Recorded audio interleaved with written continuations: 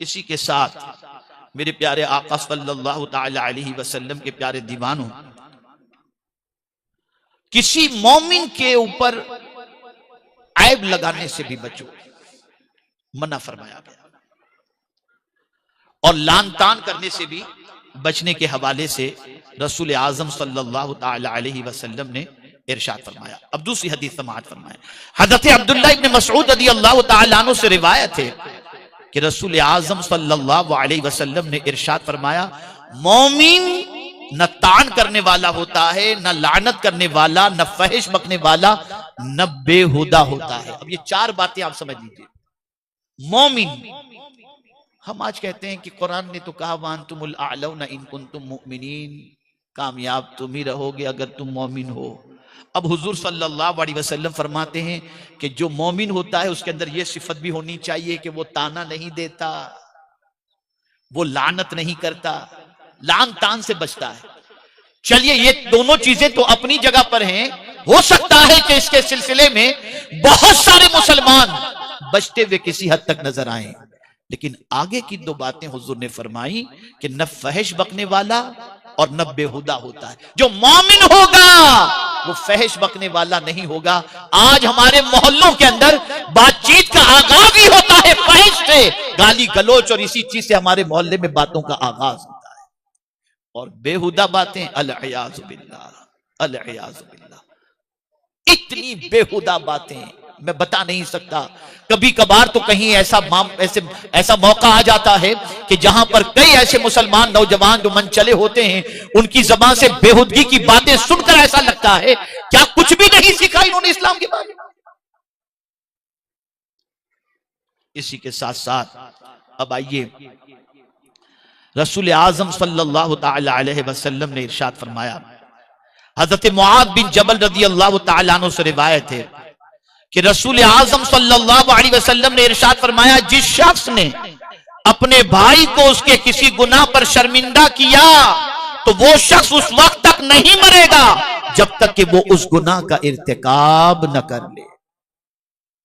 एक शख्स है जिसने कोई गुनाह किया और गुनाह करने के बाद उसने तौबा कर ली, तौबा कर ली।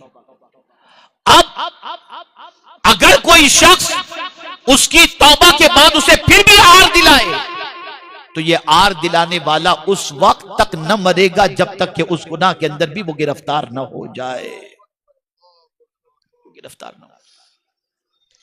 और ये किसी और का कौल नहीं, सादिक़ो मस्दूक सल्लल्लाहु अलैहि वसल्लम का कौल है। मेरे प्यारे आका सल्लल्लाहु अलैहि वसल्लम के प्यारे दीवानों, क्या इसके सिलसिले में बुरे अलकाब के हवाले से उलमा ने क्या फरमाया? तो बाज उलमा ने फरमाया बुरे नाम रखने से मुराद किसी मुसलमान को कुत्ता, गधा या सुअर कहना भी है। अगर कोई ये कहता है उसके लिए लाजिम है कि वो तौबा करे। उसके लिए जरूरी है कि अगर उसने किसी मुसलमान को कुत्ता, गधा या सुअर कहा या उसको अलग गलत अलकाब उसको दिए तो लाजिम है कि वो तौबा करे, उसके लिए जरूरी है। इसी के साथ मेरे प्यारे आका सल्लल्लाहु ताला अलैहि वसल्लम के प्यारे दीवानों, कुरान ने फिर नतीजा बता दिया, वमन लम यतूब, जो तौबा न करे, फउलाइका हुमुज़ ज़ालिमून, तो वो जुल्म करने वाला है, वो जालिम है। और कुरान ने जिसे जालिम कह दिया तो अब उसे समझ लेना चाहिए कि वो जालिम है या नहीं। मैं उसके लिए एक थर्मामीटर आपके सामने रख देता हूं, थर्मामीटर रख देता हूं। आप और हम सब उस थर्मामीटर के जरिए या उस आईने के जरिए अपने बारे में देख लें कि हम क्या हैं। आसान सा तरीका, अगर कुरान की आयतों का असर हमारी जिंदगी पर नहीं होता, अल्लाह के फरमान का असर हमारी जिंदगी पर नहीं होता, हमारी जिंदगियों में तब्दीली पैदा नहीं होती, तो हमें समझ लेना चाहिए कि हम जालिम हैं। दलील कुरान से पेश करता हूं, हमें समझ लेना चाहिए कि हम जालिम हैं। यहां जालिम से मुराद काफिर की बात नहीं कर रहा, मोमिन लेकिन जिसने अपनी जान पर जुल्म किया। इसलिए कि कुरान ने खिताब जो किया है या अय्युहल्लज़ीना आमनू से किया, और उसके एंड में फरमाया वमल्लम यतुब फउलाइका हुमुज़ ज़ालिमून। तो यहां सब मोमिनीन ही से हुक्म हो रहा है।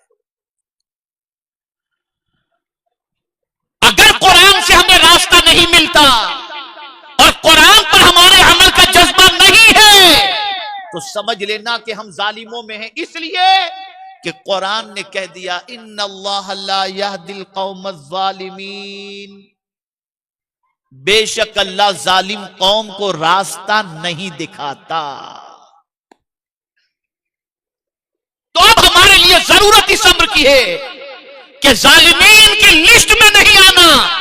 तो हमें चाहिए कि अल्लाह की बारगाह में सच्चे दिल से तौबा कर लें, सच्चे दिल से इस्तिगफार कर लें, माफी मांग लें, उसे राजी कर लें, और ये अहद करें कि आज के बाद हम किसी को हकीर नहीं समझेंगे, और आज के बाद हम किसी को जो है वो बुरे लक़ब से नहीं पुकारेंगे, आज के बाद खुद को किसी से बेहतर तसव्वुर नहीं करेंगे, आज के बाद लांग टांग से अपनी जबान को बचाएंगे।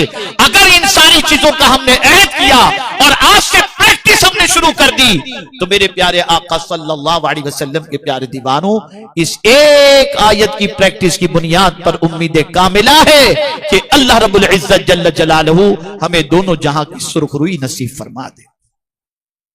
तो ये चंद कलिमात खैर थे जो मैंने आपकी समाअतों के हवाले किए, और साथ ही साथ मैं गुजारिश करूंगा कि मेरे प्यारे आका सल्लल्लाहु अलैहि वसल्लम के प्यारे दीवानों, एक वाकया याद आ रहा है, उसको अर्ज कर दूं ताकि गुफ्तगू का एंड भी जो है वो मौजू की मुनासिबत से थोड़ा सा बेहतर हो जाए और एक अजीम सबक मिल जाए।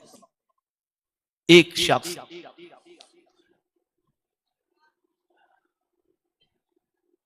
रात भर अपनी महबूबा के दीदार के लिए उसके घर के सामने खड़ा रहा। वो जिससे मोहब्बत करता था उसने कहा कि अगर मुझे देखना है तो रात के वक्त तो मेरे घर के सामने आ जाना, हम एक दूसरे को देखेंगे। वो रात इशा के बाद से पहुंच गया। रात भर वो खड़ा रहा, लेकिन उसकी महबूबा बाहर न निकली और अपना जलवा न दिखा सकी। यहां तक कि खड़े खड़े वक्त गुजर चुका और फज्र की अजान की आवाज कानों से टकराई। अजान की आवाज सुनते ही उसका दिल अंदर से लरस गया और सोचने लगा, एक लड़की के लिए पूरी रात में खड़ा रहा लेकिन उसका दीदार भी नहीं हुआ। काश पूरी रात में अपने रब की याद में खड़ा रहता तो क्या होता। बस दिल पे चोट लगी अजान की आवाज के बाद। घर गया, थोड़ा सा सामान लिया, तौबा कर ली, उसको छोड़ा और निकल गया। वो निकला, जैसे ही निकला वो थोड़ी देर के बाद जब सूरज निकला और थोड़ा सा आगे बढ़ा तो एक गली से एक बुजुर्ग निकले। वो भी किसी सफर पर जा रहे थे, दोनों साथ हो लिए चलने लगे।